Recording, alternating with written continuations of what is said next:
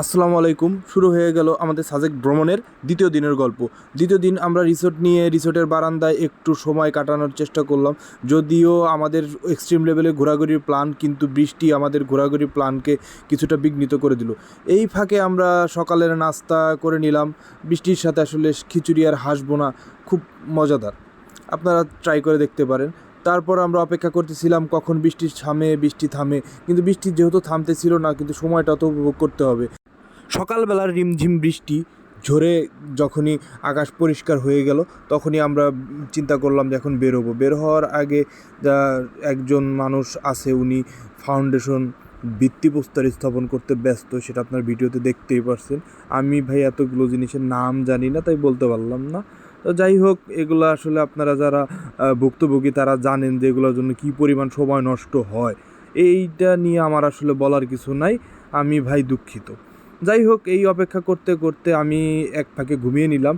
ঘুম সেরে উঠে দেখি আকাশের মেঘ অনেকটাই ঝরে গেছে। তো যাই হোক, আমরা আস্তে আস্তে বের হব।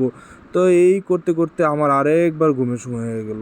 কিন্তু না, এবার আর ঘুমানো যাবে না, কারণ হচ্ছে এবার আমাদের এক্সট্রিম লেভেলের যে ঘোরাঘুরি যে প্ল্যানটা করা ছিল, সেই প্ল্যানটা এনিহাউ সাকসেসফুল করতে হবে, সেই চিন্তা ভাবনায় আমরা অপেক্ষা করতে করতে আবার বৃষ্টি চলে আসলো।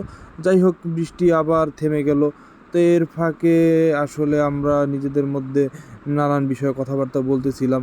এক ফাঁকে ভাবলাম যে সাজেকের এই স্পটটা আসলে কত না সুন্দর। বৃষ্টিতে একরকম, রোদে একরকম, এর মাঝখানে বৃষ্টিতে মানে বারান্দায় বৃষ্টি ব্লাস, সব কিছু মিলিয়ে দিনটা ভালোই যাচ্ছিল।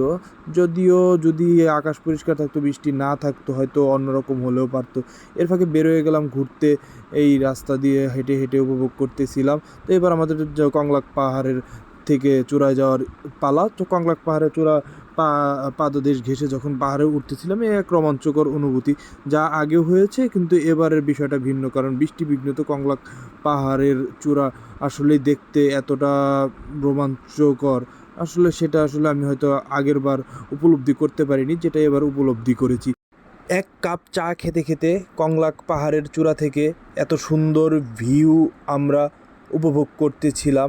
এই ভিউ, মেঘ ও বৃষ্টির মানে কি বলবো, আসলে বলার মতো কিছু না। কংলাক পাহাড় থেকে ওই দূরের সাজেকের যে আমাদের যে রিসোর্টের যে জায়গাগুলো, ওগুলো দেখা যাচ্ছে। তো এত সুন্দর লাগতেছিল, আসলে বলার মতো কিছু নাই। আসলে কিছু জিনিস আছে যেগুলো আসলে চোখেই মানে মানে মনের ভাষায় প্রকাশ করা যায় না। এরপরে আমরা ঘুরে চলে আসলাম সাজেকের হেলিপ্যাড, যেখানে আসলে সবাই মোটামুটি আসে। আমরা 2 দিন ছিলাম, প্রথম দিনও এসেছিলাম, দ্বিতীয় দিনের মতো আবার আসলাম। এখানে কিছু সময় পার করে তারপরে লুসাই গ্রামের উদ্দেশ্যে যখনই যাব, এখানে এক ভয়ঙ্কর ঘটনা ঘটে গেল আমাদের সাথে। এই গ্রিন পিট ভাইপার, ভয়ঙ্কর সাপের হাত থেকে বেঁচে ফিরে এবার চলে যাচ্ছি রুমের দিকে। সবাই সুস্থ থাকবেন, সুন্দর থাকবেন, ভালো থাকবেন। আশা করছি দেখা হবে পরবর্তী ব্লগে। আমাদের জন্য দোয়া করবেন, পাশে থাকবেন।